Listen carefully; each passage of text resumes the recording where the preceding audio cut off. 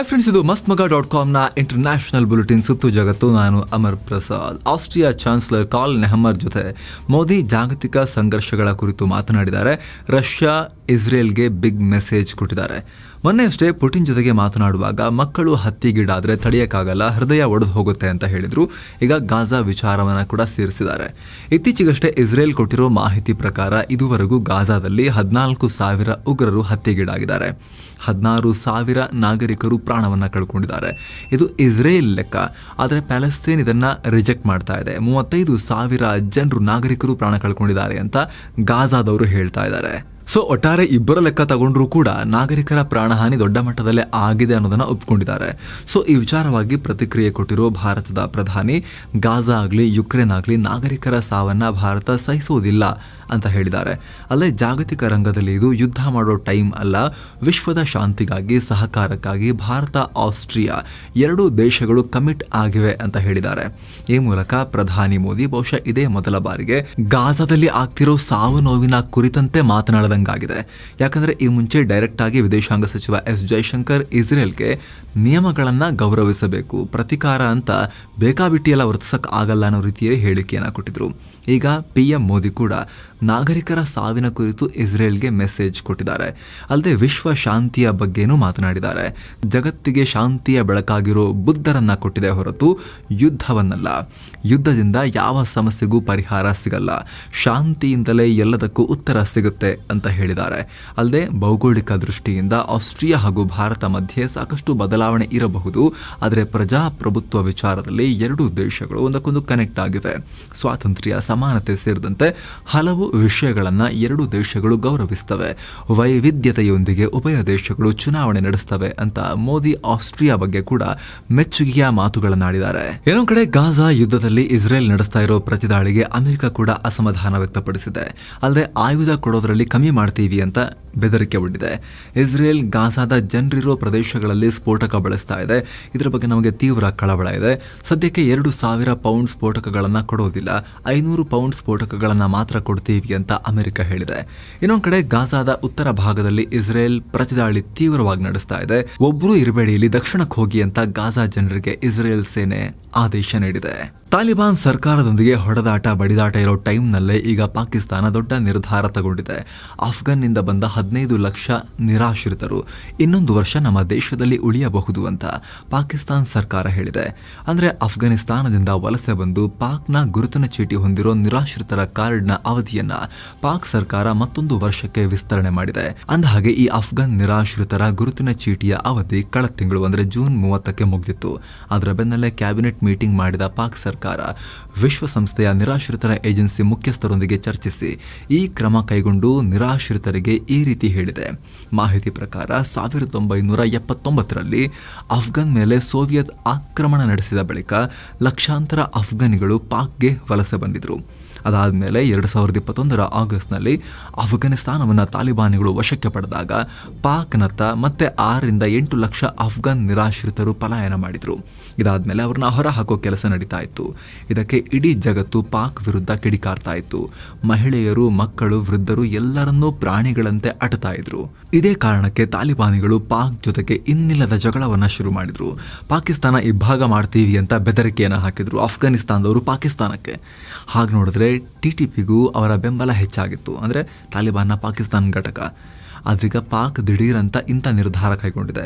ಇದು ಸಹಜವಾಗಿ ಅನೇಕ ಅನುಮಾನಗಳಿಗೂ ಕಾರಣ ಆಗ್ತಾ ಇದೆ. ಪಾಕಿಸ್ತಾನ ತಾಲಿಬಾನಿಗಳಿಗೆ ಹೆದರುಕೊಂಡು ಈ ನಿರ್ಧಾರ ತಗೊಂಡಿದ್ಯಾ? ನಾವು ಇಷ್ಟು ಜನರನ್ನ ಹೊರ ಹಾಕಿದ್ರೆ TTP ಉಗ್ರರಿಗೆ ಇನ್ನಷ್ಟು ಬೆಂಬಲ ಕೊಟ್ಟುಬಿಡ್ತಾರೆ ಅನ್ನೋ ಆತಂಕದಿಂದ ಪಾಕಿಸ್ತಾನ ಈ ರೀತಿ ಮಾಡ್ತಾ ಇದೆಯಾ ಅನ್ನೋ ವಿಶ್ಲೇಷಣೆ ಮಾಡಲಾಗ್ತಾ ಇದೆ. ಇದರ ಜೊತೆಗೆ ನಿರಾಶ್ರಿತರನ್ನ ತಮ್ಮಲ್ಲೇ ಉಳಿಸ್ಕೊಂಡು ಇಸ್ಲಾಮಿಕ್ ಜಗತ್ತಲ್ಲಿ ಮತ್ತು ವಿಶ್ವ ಸಮುದಾಯದ ದಾನಿಗಳ ಹತ್ರ ನಿರಾಶ್ರಿತರನ್ನ ತೋರಿಸಿ ಹಣವನ್ನ ಪೀಕೋಕೆ, ಆಲ್ರೆಡಿ ದುಡ್ಡಿಲ್ಲ ಇವರ ಹತ್ರ, ಇನ್ನಷ್ಟು ದುಡ್ಡನ್ನ ಸಂಗ್ರಹ ಮಾಡೋಕೆ, ನೋಡ್ರಿ ಇಲ್ಲಿ ಇವರು ಅಷ್ಟು ಜನ ಅಫ್ಘಾನಿಸ್ತಾನದವ್ರು ಬಂದು ಕುತ್ಕೊಂಡಿದ್ದಾರೆ, ಅವ್ರಿಗೂ ಸಾಕಬೇಕು ನಾವು ಅಂತ ದುಡ್ಡು ಕೇಳೋಕೆ ಈ ರೀತಿ ಮಾಡ್ತಿದ್ದಾರಾ ಅನ್ನೋ ವಿಶ್ಲೇಷಣೆ ಕೂಡ ಇದೆ. ಒಟ್ಟಿನಲ್ಲಿ ಅಫ್ಘಾನರಿಗೆ ಪಾಕಿಸ್ತಾನದಲ್ಲಿ ಇನ್ನೊಂದು ವರ್ಷ ಇರೋಕೆ ಅವಕಾಶ ಅಂತೂ ಈಗ ಸಿಕ್ಕಿದೆ. ಆ ರೀತಿ ಪಾಕಿಸ್ತಾನ ಹೇಳಿದೆ. ಮತ್ತೊಂದು ಕಡೆ ಪಾಕಿಸ್ತಾನದಲ್ಲಿ ಪತ್ರಕರ್ತರನ್ನ ಕೊಲೆ ಮಾಡ್ತಿರೋ ವಿಚಾರ ಭಾರಿ ಚರ್ಚೆಗೆ ಗ್ರಾಸವಾಗಿದೆ. ಕಳೆದ 6 ತಿಂಗಳಲ್ಲಿ 7 ಪತ್ರಕರ್ತರನ್ನ ಹತ್ಯೆ ಮಾಡಲಾಗಿದೆ ಅಂತ ಗೊತ್ತಾಗಿದೆ.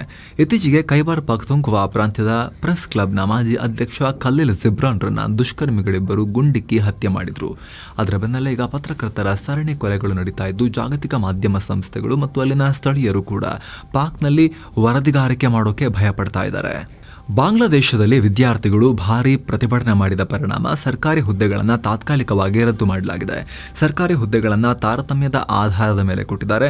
ಮೆರಿಟ್ ಆಧಾರದ ಮೇಲೆ ಹುದ್ದೆಗಳನ್ನು ಸೃಷ್ಟಿ ಮಾಡಬೇಕು ಅಂತ ಹೇಳಿ ದೇಶಾದ್ಯಂತ ಅಲ್ಲಿನ ವಿದ್ಯಾರ್ಥಿಗಳು ಕಳೆದೊಂದು ತಿಂಗಳಿಂದ ಪ್ರಮುಖ ರಸ್ತೆ ಹಾಗೂ ರೈಲುಗಳನ್ನು ತಡೆದು ಭಾರೀ ಪ್ರತಿಭಟನೆ ಮಾಡ್ತಾ ಇದ್ರು. ಅದರ ಬೆನ್ನಲ್ಲೇ ಆ ಸರ್ಕಾರಿ ಹುದ್ದೆಗಳನ್ನು ರದ್ದುಗೊಳಿಸಿ ಅಲ್ಲಿನ ಟಾಪ್ ಕೋರ್ಟ್ ಈ ಮಹತ್ವದ ಆದೇಶ ನೀಡಿದೆ. ಮಾಹಿತಿ ಪ್ರಕಾರ ಇದರಲ್ಲಿ ಸರ್ಕಾರಿ ಅಧಿಕಾರಿಗಳ 1000ಕ್ಕೂ ಅಧಿಕ ಪೋಸ್ಟ್ಗಳಿದ್ವು ಅಂತ ಗೊತ್ತಾಗಿದೆ. ಉಗ್ರ ಚಟುವಟಿಕೆಗಳಲ್ಲಿ ಭಾಗಿಯಾಗಿರುವ ಆರೋಪದ ಮೇಲೆ ಕನಿಷ್ಠ 40 ಜನರಿಗೆ ಜೀವಾವಧಿ ಶಿಕ್ಷೆ ಕೊಟ್ಟಿರುವ ಘಟನೆ ಯುಎಇನಲ್ಲಿ ಆಗಿದೆ. ಈ ಬಗ್ಗೆ ಅಬುದಾಬಿ ಫೆಡರಲ್ ಕೋರ್ಟ್ನಲ್ಲಿ 84 ಆರೋಪಿಗಳನ್ನು ವಿಚಾರಣೆಗೊಳಪಡಿಸಲಾಗಿತ್ತು. ಅದರಲ್ಲಿ 43 ಜನ ಉಗ್ರ ಚಟುವಟಿಕೆಗಳಲ್ಲಿ ಭಾಗಿಯಾಗಿದ್ದಾರೆ ಅಂತ ಅವರಿಗೆಲ್ಲ ಜೀವಾವಧಿ ಶಿಕ್ಷೆಯನ್ನು ವಿಧಿಸಲಾಗಿದೆ. ಆದರೆ ಯುಎಇ ಫೆಡರಲ್ ಕೋರ್ಟ್ನ ಈ ತೀರ್ಪಿಗೆ ಅಲ್ಲಿನ ಮಾನವ ಹಕ್ಕುಗಳ ಸಂಘಟನೆ ಹಾಗೂ ವಿಶ್ವಸಂಸ್ಥೆಯ ತಜ್ಞರು ಖಂಡನೆಯನ್ನ ವ್ಯಕ್ತಪಡಿಸಿದ್ದಾರೆ. ಇತ್ತೀಚೆಗೆ ನಡೆದ ಬ್ರಿಟನ್ ಪಾರ್ಲಿಮೆಂಟ್ ಚುನಾವಣೆಯಲ್ಲಿ ಭಾರತ ಮೂಲದ 29 ಸಂಸದರು ಆಯ್ಕೆಯಾಗಿದ್ರು. ಆ ಪೈಕಿ ಈಗ ಬ್ರಿಟನ್ನ ಮಾಜಿ ಗೃಹ ಕಾರ್ಯದರ್ಶಿ ಪ್ರೀತಿ ಪಟೇಲ್ ಸೇರಿದಂತೆ ಒಟ್ಟು 5 ಸಂಸದರು ಬೈಬಲ್ ಮೇಲೆ ಪ್ರಮಾಣ ವಚನ ಸ್ವೀಕಾರ ಮಾಡಿದ್ದಾರೆ. ಅಂದಹಾಗೆ ಪ್ರೀತಿ ಪಟೇಲ್ ಮೂಲ ಹಿಂದೂನೇ ಆದರೂ ಕೂಡ ಅವರ ಪತಿ ಅಲೆಕ್ಸ್ ಸಾವ್ಯ ಕ್ರಿಶ್ಚಿಯನ್. ಹೀಗಾಗಿ ಪ್ರೀತಿ ಪಟೇಲ್ ಬೈಬಲ್ ಮೂಲಕ ಪ್ರಮಾಣ ವಚನ ಸ್ವೀಕಾರ ಮಾಡಿದ್ದಾರೆ.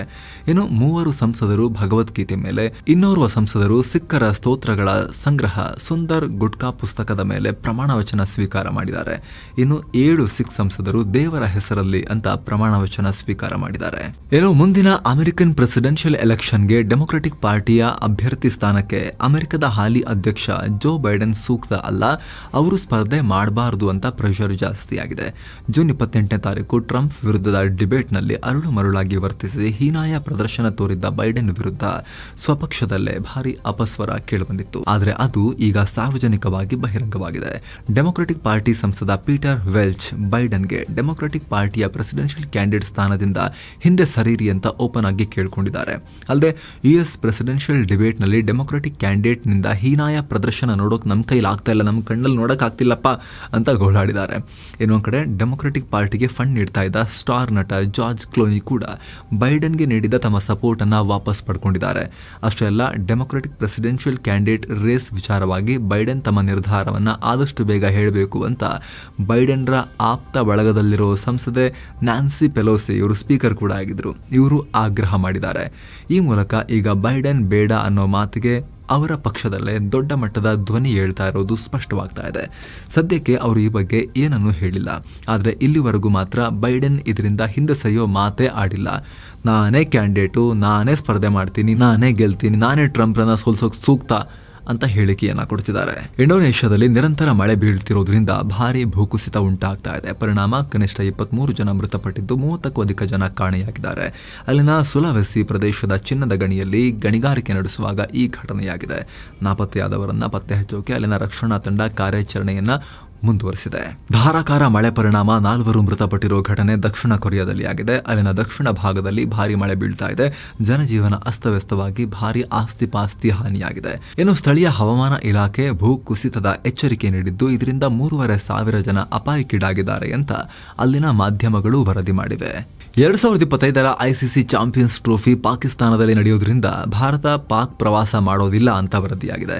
ಅಲ್ಲದೆ ಈ ಚಾಂಪಿಯನ್ಸ್ ಟ್ರೋಫಿಯನ್ನ ಶ್ರೀಲಂಕಾ ಅಥವಾ ದುಬೈನಲ್ಲಿ ನಡೆಸೋಕೆ ಐಸಿಸಿಗೆ ಬಿಸಿಸಿಐ ಒತ್ತಾಯ ಮಾಡ್ತಾ ಇದೆ ಅಂತ ಈ ಕ್ಷಣಕ್ಕೆ ಮಾಹಿತಿ ಲಭ್ಯ ಆಗ್ತಾ ಇದೆ. ಆದರೆ ಇದುವರೆಗೂ ಬಿಸಿಸಿಐ ಯಾವುದೇ ಅಧಿಕೃತ ಹೇಳಿಕೆ ಕೊಟ್ಟಿಲ್ಲ. ಅಥವಾ ಪಾಕ್ ಕ್ರಿಕೆಟ್ ಬೋರ್ಡ್ ಭಾರತ ಈ ಟೂರ್ನಿಯಲ್ಲಿ ತನ್ನೆಲ್ಲ ಪಂದ್ಯಗಳನ್ನು ಲಾಹೋರ್ ಸಿಟಿಯಲ್ಲಿ ಮಾತ್ರ ಆಡಲಿ ಅಂತ ಭಾರತದ ಮುಂದೆ ಪ್ರಪೋಸಲ್ ಇಟ್ಟಿತ್ತು. ಆದರೆ ಭಾರತ ಮಾತ್ರ ಪಾಕ್ನಲ್ಲಿ ಪಂದ್ಯ ಆಡದೇ ಇರೋಕೆ ನಿರ್ಧಾರ ಮಾಡಿದೆ ಅನ್ನೋ ರಿಪೋರ್ಟ್ಸ್ ಬರ್ತಾ ಇವೆ. ಭದ್ರತೆ ದೃಷ್ಟಿಯಿಂದ ಹಾಗೂ ಭಾರತ ಪಾಕ್ ಮಧ್ಯೆ ಸಂಬಂಧ ಚೆನ್ನಾಗಿಲ್ಲದೆ ಇರೋದ್ರಿಂದ ಭಾರತ ಈ ತೀರ್ಮಾನ ಮಾಡಿದೆ ಅಂತ ಹೇಳಲಾಗ್ತಿದೆ. ಸೊ ಫ್ರೆಂಡ್ಸ್, ಇದಾಗಿತ್ತು ಇವತ್ತಿನ ಜಗತ್ತಿನ ಸುತ್ತಾಟ. ಮತ್ತೆ ಭೇಟಿಯಾಗ್ತಿರೋಣ. ನಮಸ್ತೆ.